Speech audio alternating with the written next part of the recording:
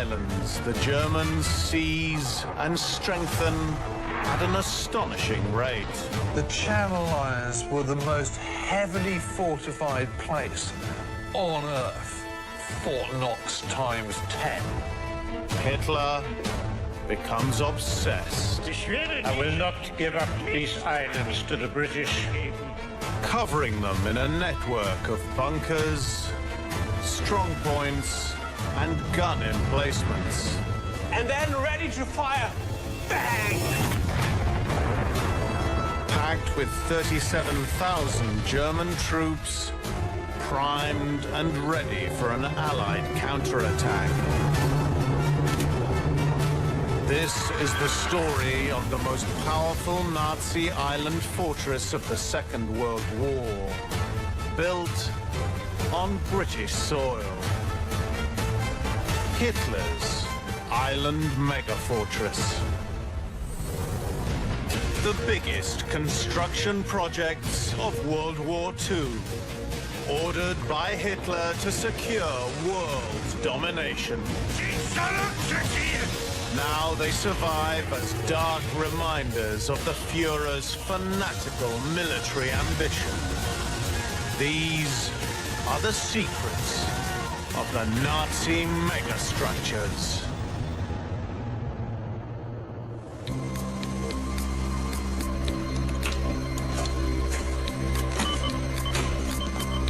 The 6th of June, 1944.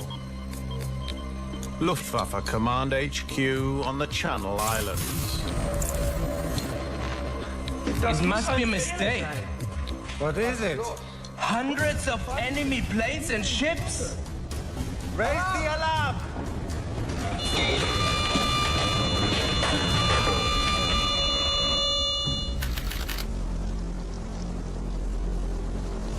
Less than a mile away, 20-year-old anti-aircraft gunner Hubert Wolf is just starting his day. I took my field glasses to look up at the skies as I did every morning. I was shocked to see hundreds of American bombers on a direct approach from the north. Alarm! The Allies are here!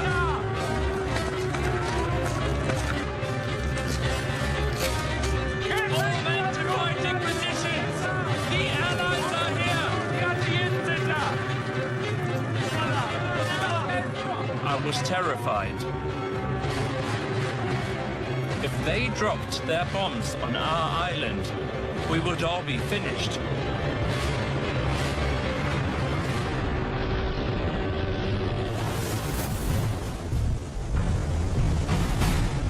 The remains of the Nazi war machine still litter the Channel Islands today.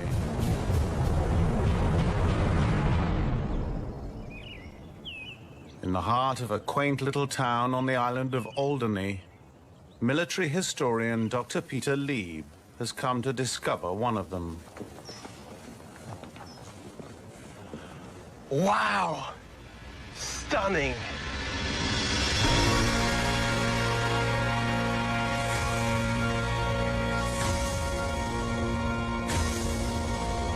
This tower was the nerve center of Luftwaffe Command. This is the main entrance to the site. Here, anyone attacking would be shot right here from this machine gun post.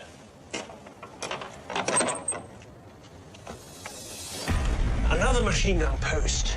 So anyone trying to get into this place with a wrong intent would be shot from the left or from the center. By 1944, this megastructure bristled with advanced telecommunications equipment as the Nazis scoured the airwaves for evidence of an Allied attack. Today, it operates as a storage facility for a cell phone company.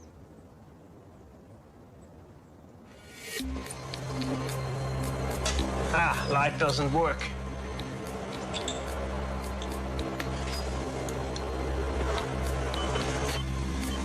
This is a command post where all the messages came in.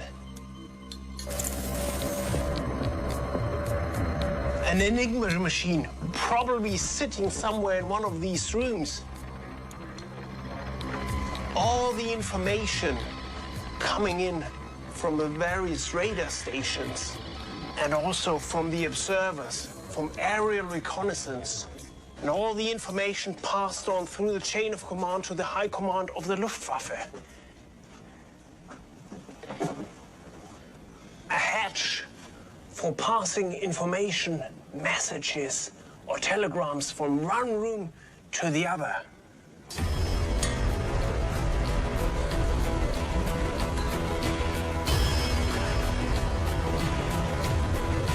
Wow! Ha! Breathtaking!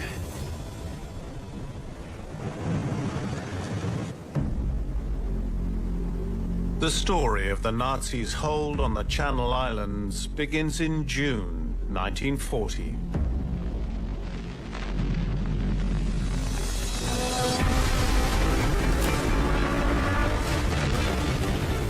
Germany launches a lightning strike on France. And suddenly the Channel Islands, the biggest of which are Jersey, Guernsey, and Alderney, are within easy reach.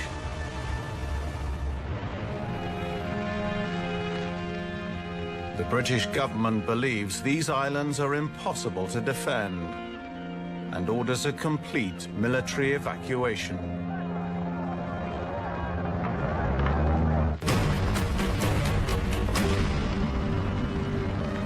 On the 30th of June, the Nazis land at Guernsey Airport.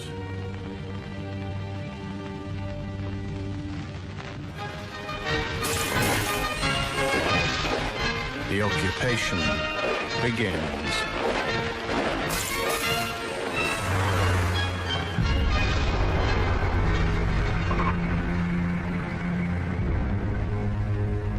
Hitler is determined not to lose his foothold on British soil.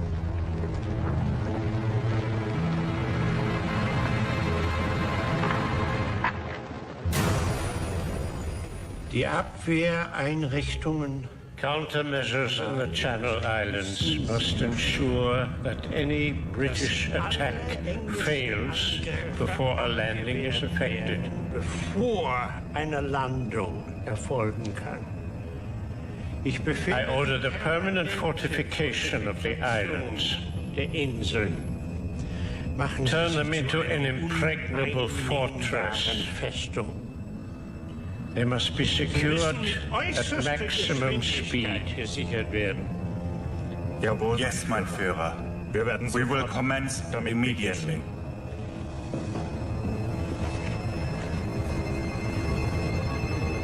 Hitler wants to turn the Channel Islands into a fortress. There's going to be concrete galore, there's going to be tunnels, there's going to be bunkers, there's going to be naval guns, there's going to be airfields, there's going to be camps. You know, this place is just going to be sort of bristling with defensive equipment.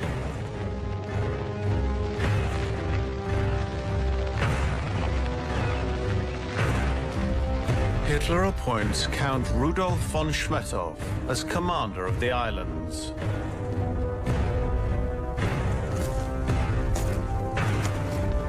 Von Schmettow knows they don't have the infrastructure to cope with a massive building program. Gentlemen, we face great difficulties and delays in the fortress construction here for a number of reasons. Einerseits the inadequate railroads, the reloading facilities in the harbor are completely insufficient. It is a complete nightmare.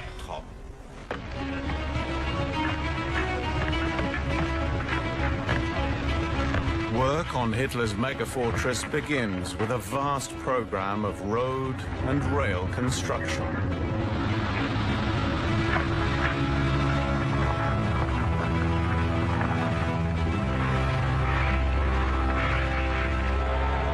20,000 tons of steel and concrete are shipped into the islands every month. Even after his attention turns to Russia in 1941, Hitler still keeps a close eye on his Channel fortress. With Hitler turning east, what he really needs to be doing is focusing everything on going east, putting all his resources there. What he doesn't need is a tiny outcrop of little islands just off the French coast and then stuffing it full of tunnels and concrete and bunkers and all the rest of it. The occupation of the islands is a massive propaganda coup. He's determined not to let them go. You must press ahead with the fortification. I fear the British will attack at any moment. Strategically, overall, it just makes no sense. Hitler's goal is an integrated island fortress, the like of which the world has never seen before. A series of interconnected gun positions, observation towers, strong points, and tunnels to withstand attack from sea or air. But Hitler isn't only interested in fortifying the islands. He decides they have a role in the 1,000-year Reich once the war is won.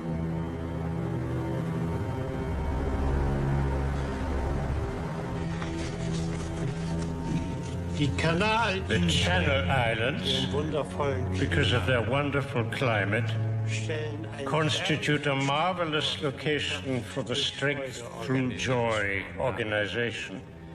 After the war, the islands must remain German. Our soldiers can recover there. We must hold on to them. Ultimately, the mega-fortress will become a Nazi island paradise.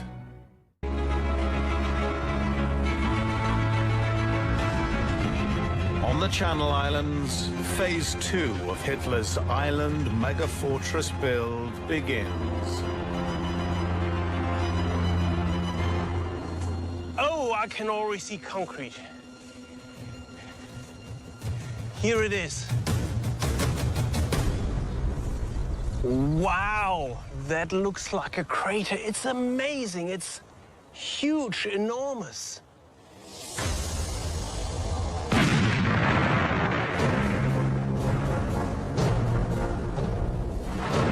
At the Battery Mirrors on Guernsey, over 100,000 tons of concrete is used to build 4 enormous naval gun positions.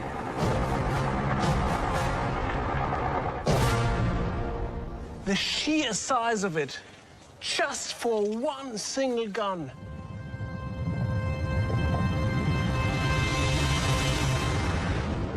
The barrel, 45 feet. Weighing the entire gun 51 tons.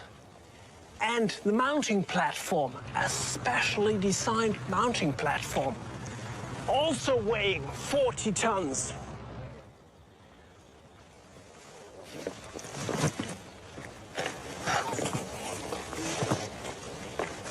The gun could swivel about 2 degrees per second.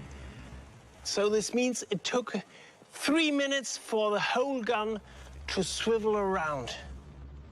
Overall, the gun could fire up to 30 miles.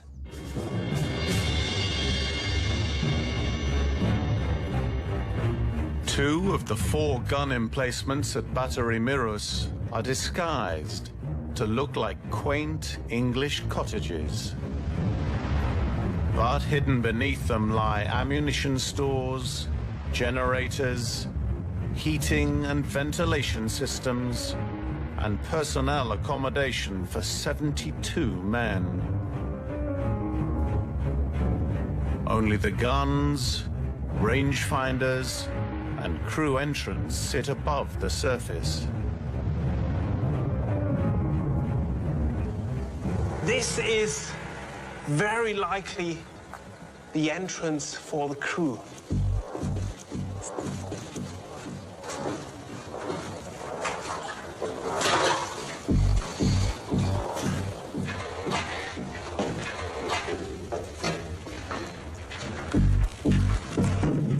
In German, Feind hört mit. The enemy listens. So watch out. Be careful what you say.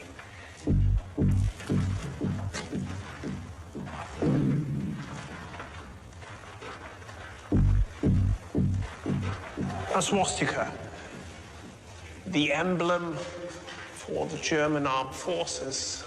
Normally they wore an eagle with a swastika like that on their breast of their uniform. Oh, another drawing. Wir fahren gegen England. We are going against England. Just shows who the enemy was here in this place.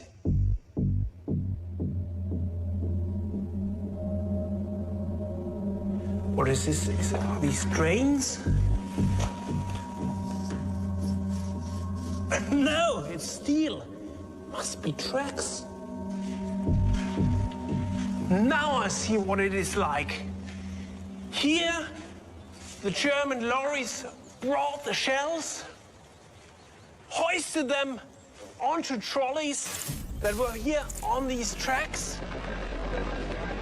The trolley is being pushed by a number of German soldiers back into the bunker. Wow, amazing. It feels like back in the war. Now I fully get it. This here is the ammunition room. Oh, here are the tracks for the shells on the roof. The shells are loaded onto a second trolley. The trolley goes towards the gun and then ready to fire. Bang!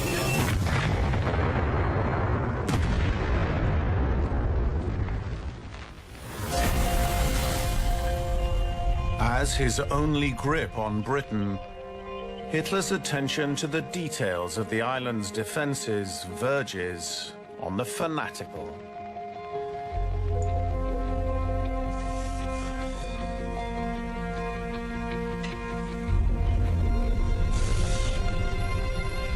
Have you got the plan ready? Yeah. Show me.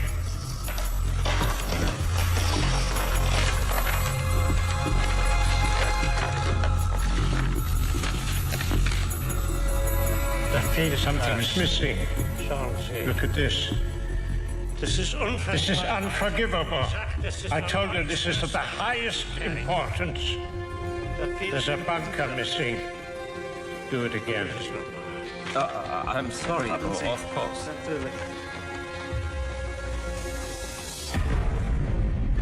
Such is Hitler's obsession, one island, Alderney, is given the code name Adolf.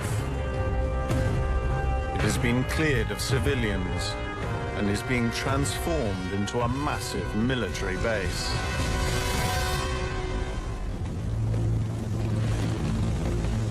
One of over 3,000 men sent to the island to man these fortifications is anti-aircraft gunner Hubert Wolf. He gets an order to embark immediately for a night crossing from France. We boarded a small vessel of the German Navy in Cherbourg. We were put on the floors of the various decks and started our night journey to Alderney. It was a very stormy night, and most of us never having been on a ship before, were promptly seasick.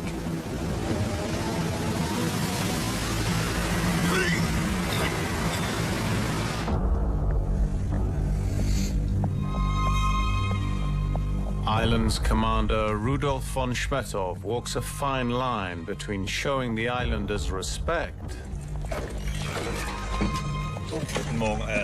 Morning. Oh, thank you. and keeping thousands of German soldiers ready for battle. Work continues on fortifying the islands. Phase 3 is a network of naval observation towers. Conflict archaeologist Dr. Tony Pollard has been granted access to one of them. Now that is mega. This is what I came to see. It's an amazing big structure. It's known as a marine Pelsch dam, and it's for marine range finding. This massive concrete building's sole purpose is to spot, identify, and precisely locate enemy targets. And even from here, it looks like the walls are about 2.5 meters thick. Phenomenal structure. But this is the killer. Its location on this cliff face. There's almost a beauty to this.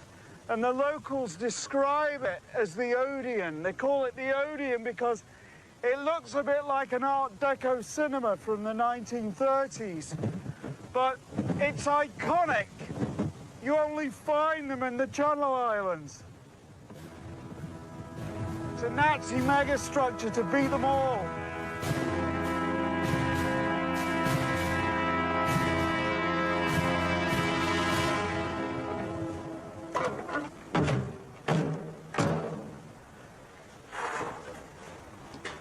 Oh. I didn't expect it to be spooky. Oh, good grief.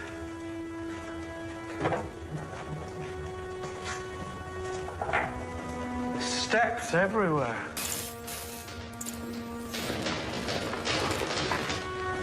Grief, it's huge.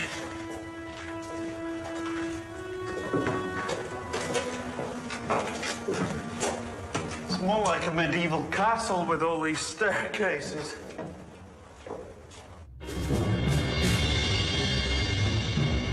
The direction and range-finding tower has 3 levels, each monitoring the horizon for different gun batteries stationed inland. Once spotted, the precise distance and direction to an enemy ship is communicated back to the guns.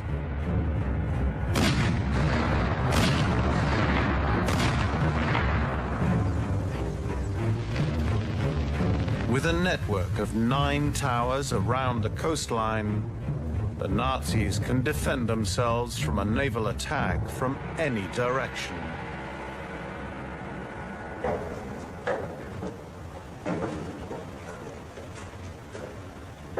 Oh, wow. That is beautiful. This is like one of those panoramic photographs. Complete 180. Top floor.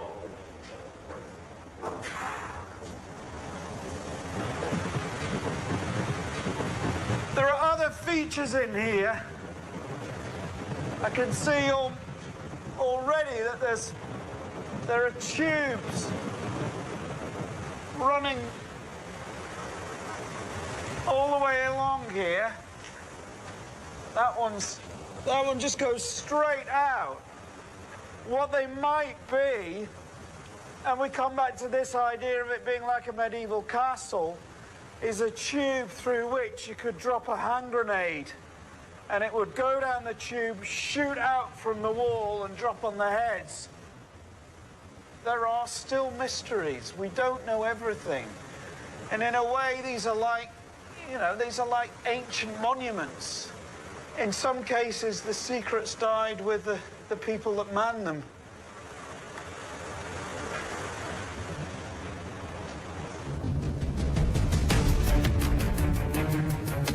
The enormous Nazi gun emplacements and rangefinders on the Channel Islands mean any British ship that strays within 30 miles is likely to be blown out of the water. But Hitler has even bigger plans. The next phase of constructing his mega fortress is about to begin.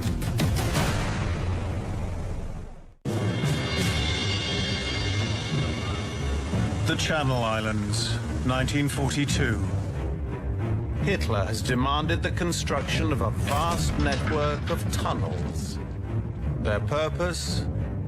To provide protection for equipment, ammunition, and personnel.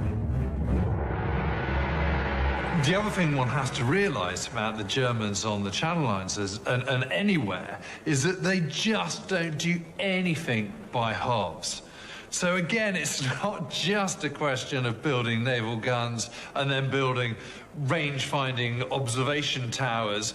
They then start building tunnels, 13 miles of tunnels under the Channel Islands. It's just a phenomenal engineering feat.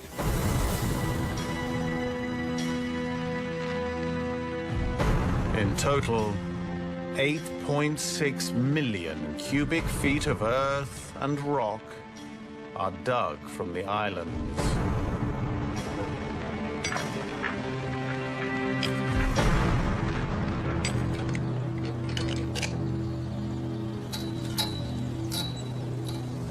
This is the HO2 tunnel, and I'm led to believe it's really very special, so I'm incredibly excited about getting access to it.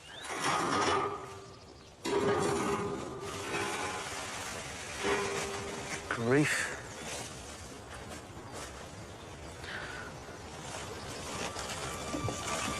Wow.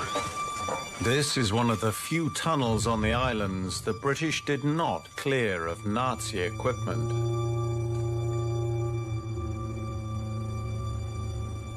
It's amazing to see that some of it is still lying here in this incredible graveyard of equipment. I mean, look at that. Look at the bearings on that. I think that might be the limber for an artillery piece.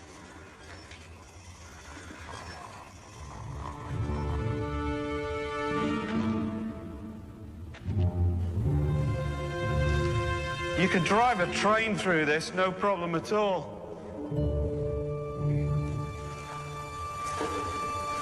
Look at this. Look at the size of this piece.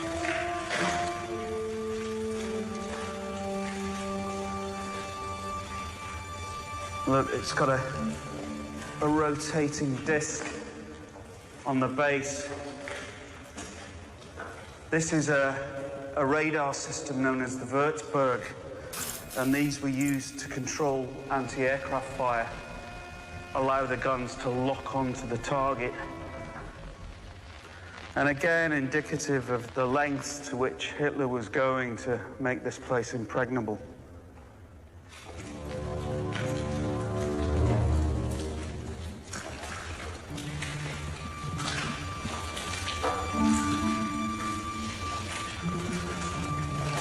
Look, on the wall here, you can see these scratch marks. They've been created by caterpillar tracks crashing into the wall.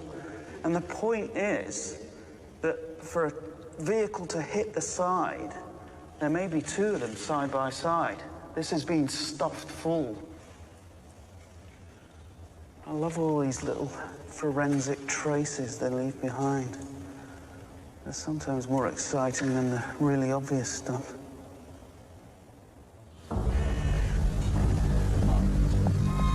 Above ground, Hubert Wolf and his anti-aircraft unit are becoming increasingly bored. repeating drills for any Allied counterattack.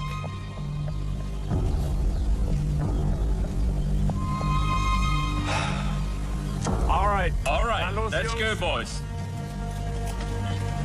To your positions. Ja, und Okay, load. 35 degrees to the west. Okay, Müller. Okay, Müller. When you are ready, fire at will.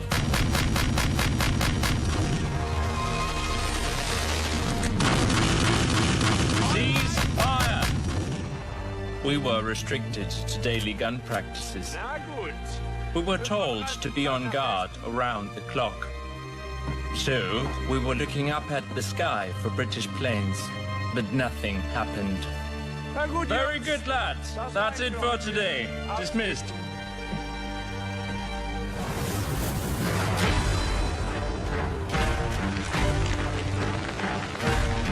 Wolf's anti-aircraft position is one of 86 batteries and over 400 flak guns stationed on the islands.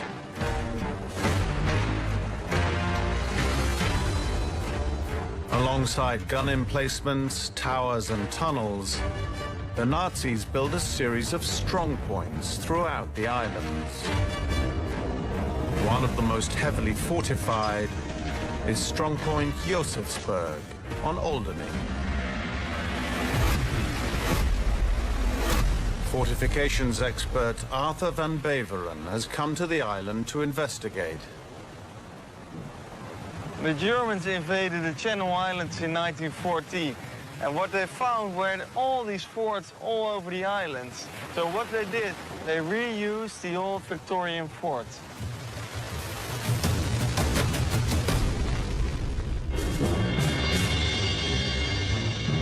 Built to withstand attack from any direction, this strongpoint is equipped with searchlight positions, 4-inch caliber machine gun casements, and anti-aircraft guns.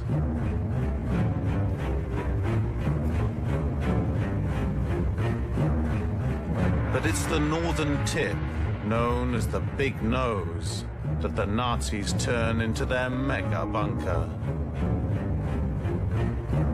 They pour concrete into the existing fort to create a bomb-proof accommodation block, topped with a steel observation and machine gun position.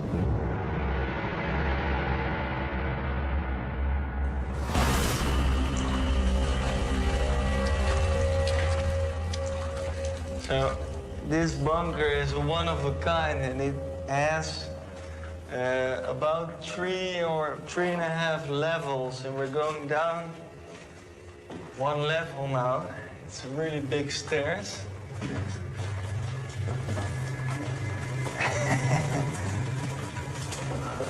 This is 7 feet of reinforced concrete, and behind it is the original Victorian wall. The crew of this fortress, and I guess it was about 50 men inside this bunker, were all inside here. And they had beds hanging here, and the beds were hanging on these hooks. And you had 3 layers of beds, one here, and one down here. So it was pretty a small place for all these guys.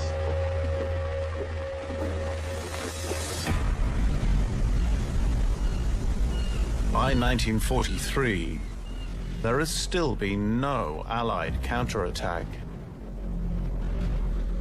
Hitler regards his fortification of the islands a success. The concept is taken further to 1,700 miles of coastline to defend northern Europe. The Atlantic Wall. Now, with an area 20 times longer to fortify, some of Hitler's senior generals start to question his unwavering preoccupation with the islands. I will not give up these islands to the British. If they're going to attack us, I am sure this is where they will start. We must finish the island fortress.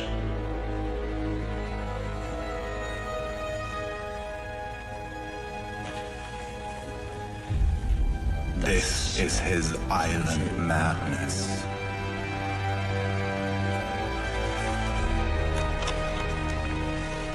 Hitler is constantly putting an arm behind the back of his Wehrmacht, of his armed forces, by his meddling, by his strategic interference.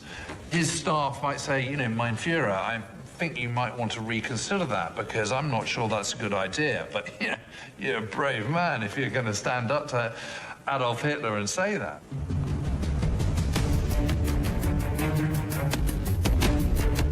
In order to satisfy Hitler's obsession, the Nazis bring their darkest practices from Europe to the islands.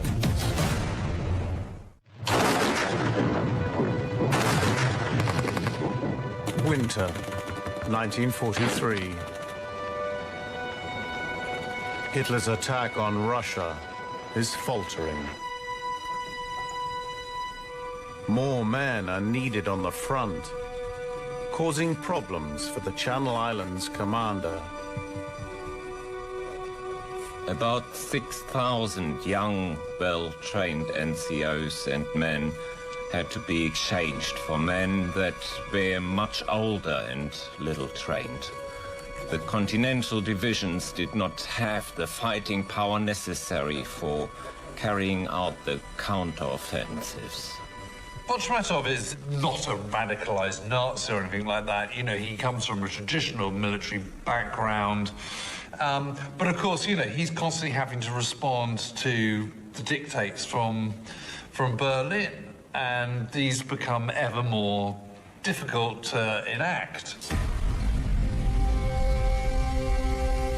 But as German soldiers are sent east, captured Russians and Eastern Europeans are shipped west, forced to work on the islands in labor camps. For decades, nobody really knew what happened here. I'm heading to the gates of Lager Sylt, which is one of 4 camps on Alderney, but it's the only one that's a concentration camp run by the SS. There were 1,000 inmates here, and they included Ukrainians, Russians, Poles, French Jews, and political prisoners. These people are regarded as the Untermenschen. They're less than human.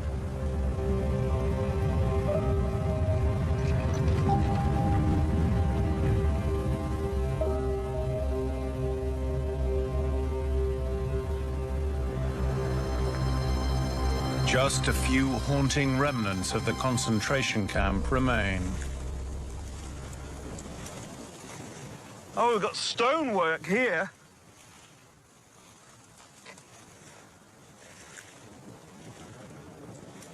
And a stairway.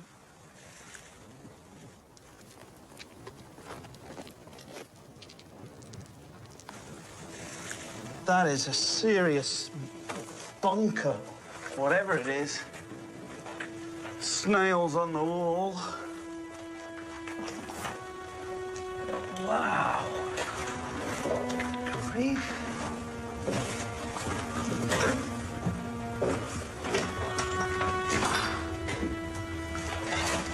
Well, this, I think, explains this room. We've got this big iron platform with heavy-duty water pipes leading into it. It's got to be a boiler. This is a boiler room. And look, you can see the coal dust. So that chute has supplied the coal. It's been put into the boiler, burned, heating the water. And here, you've got pipes running up to the surface, providing hot water. This is the shower and bath block. It's clearly not for the use of the workers and the prisoners. This must be for the use of the officers of the camp. And we don't have to leave by the stairway because the plan does show a tunnel. See where the timber shuttering's been holding the roof up while the concrete sets.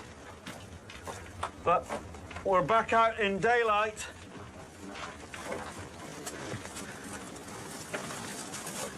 And I know from the plan that we're now outside the fence. We're outside the camp. But this is no escape tunnel, because just here was the commandant's house, a guy called Maximilian List. And even though I can't see anything of the building because of the overgrowth, I'm guessing it probably looked pretty nice. So he's isolated himself from it. The only view he's got is a beautiful lawn out to sea. It's kind of horrible, really, but it's quite typical of concentration camps, where the commandants lived outside, maybe in a picturesque little cottage, sometimes with their families, getting away from the horror that was happening inside the wire.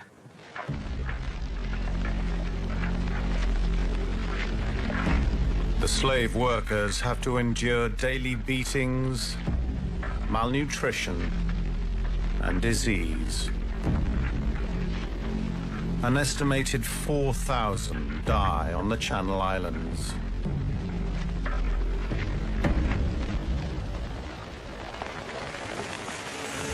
I would like to complain most strongly about the action of the German army.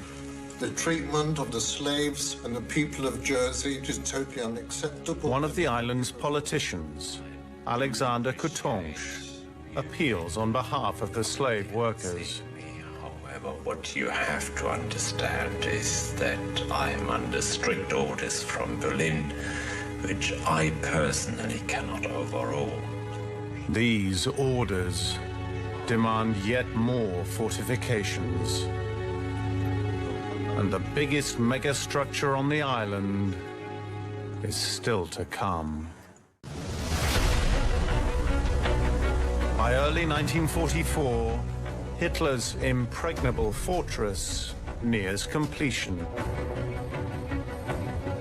The Channel Islands were the most heavily fortified place on Earth. It is just Fort Knox times 10, because you've got 175,000 mine, 65,000 feet of anti-tank walls, 440 guns, 86 anti-aircraft batteries.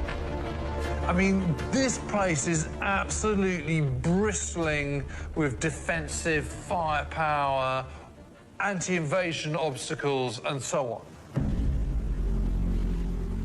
But the crowning glory of the island fortress is almost entirely invisible from the air.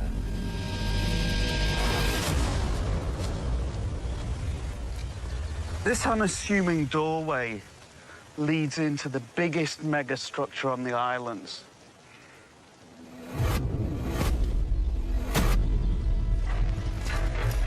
The Guernsey Tunnels complex is designed as an ammunition store and accommodation block.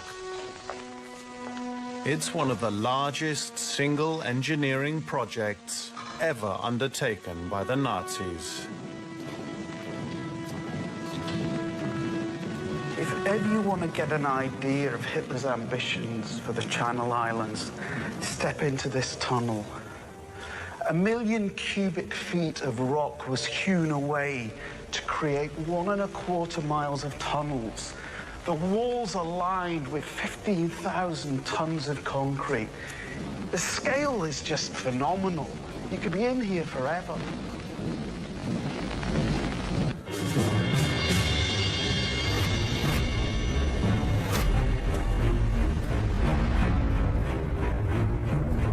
Lying some 75 feet below ground, The tunnels provide complete protection from naval artillery fire and aerial bombardment.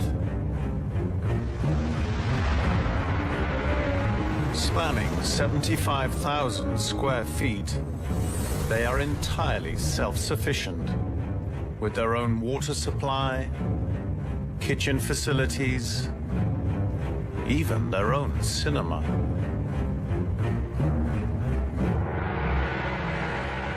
Look at the curve on this corner. You see the grain of the wood impressed in the concrete from the shuttering.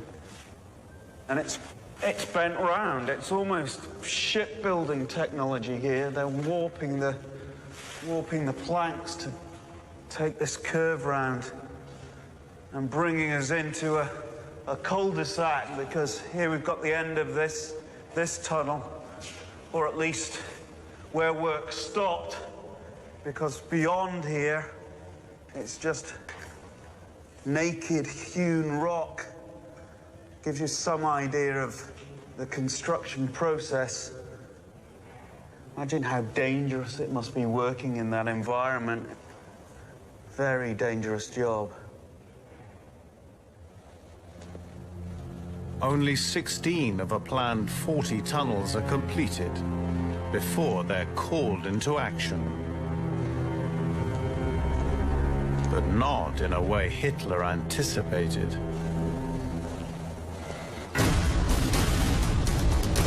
At the Luftwaffe's nerve center, Allied radio commands are intercepted.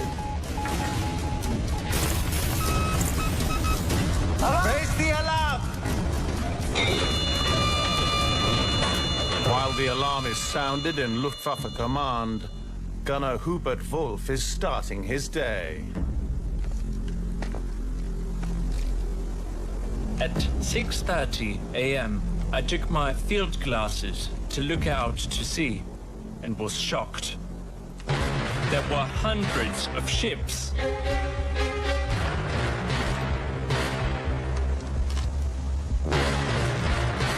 Alarm! The Allies are here! There was a howling of sirens. All men to finding positions! The Allies are here! Everybody ran to the guns and made them ready for firing. We feared an attack on Alderney, either from sea or air. The tension grew greater and greater. Then I looked towards the sky and saw 300 American bombers on a direct approach from the north towards Alderney. We had never seen so many bombers before. And our fear became almost unbearable. If they would drop their bombs on the island, we would all be finished.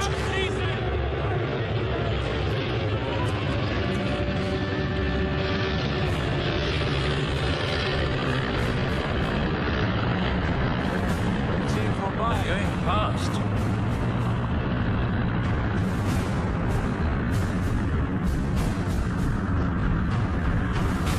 As if by some ghostly hand, the planes turned towards France. Our comrades, over on the other side, didn't have the slightest chance.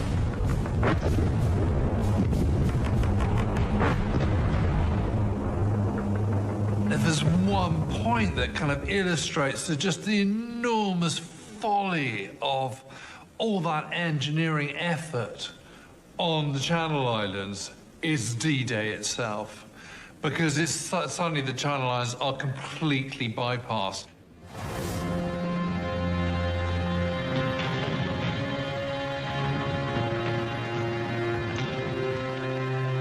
While Wolf's comrades on the Normandy beaches face an unparalleled onslaught, soldiers on the Channel Islands look on, helplessly.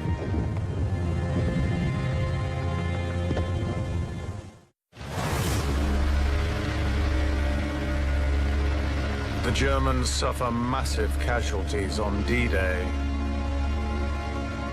suddenly the Guernsey tunnels fulfill a vital role. But with D-Day, the picture changed dramatically, and so did the use of this facility.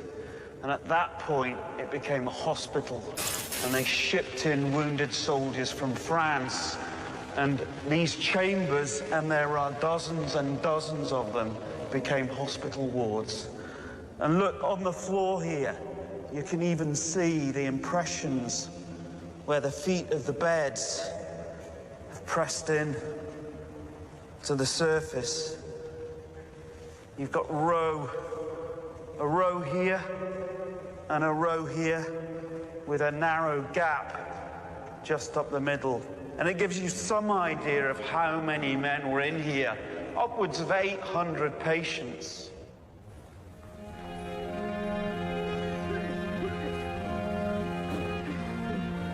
August 1944.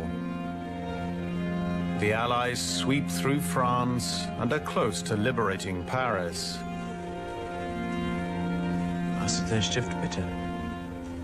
Isolated from their armies, Gunnar Wolf and his men are still waiting for the war to arrive. Nothing happened. Our daily life and routine went on, like before D-Day, waiting to be attacked, or perhaps not.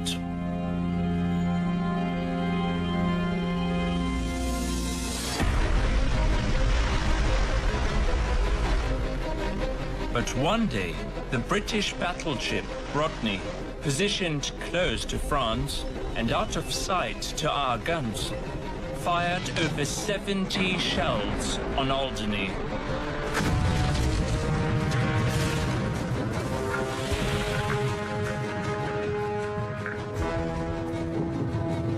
Several landed very close to us.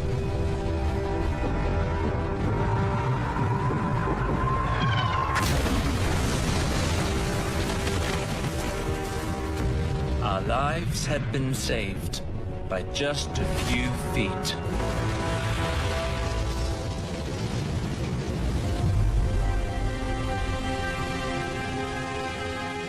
Despite creating the world's most fortified islands, in a bitter irony, HMS Rodney's planned attack isn't detected by the Nazis.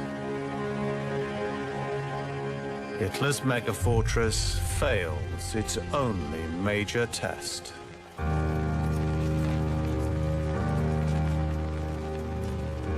As the islands remain isolated, both German troops and the islanders begin to go hungry.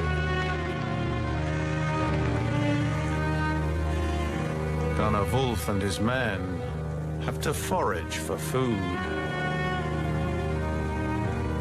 Not knowing how long the war would go on, lack of food became our major problem. We tried all kinds of ways to survive, by collecting stinging nettles and fallen apples.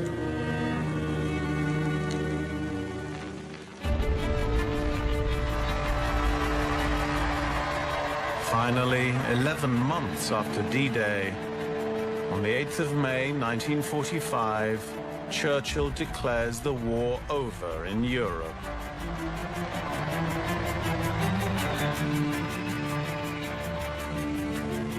One day later, after 5 years of occupation, the Germans surrender the Channel Islands on board a British destroyer.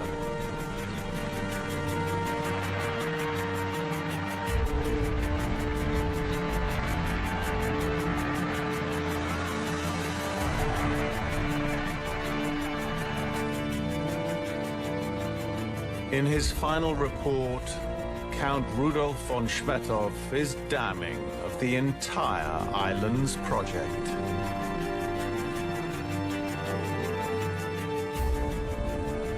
In my opinion, the Supreme Command attached an importance to the islands that doubtless exceeded their value. Extraordinarily strong forces were committed and bound here. The reasons for this high valuation have not become known to me.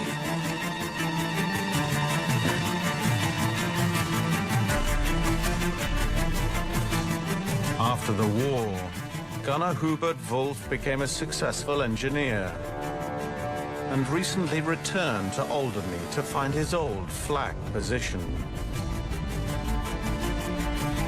There's no question that Hitler does get obsessed with defending points that have been taken. They've built all these defenses, they've built all these tunnels, they've built all these anti-invasion devices all over the place. And it's utterly, utterly pointless. It comes to nothing. They're never, ever used.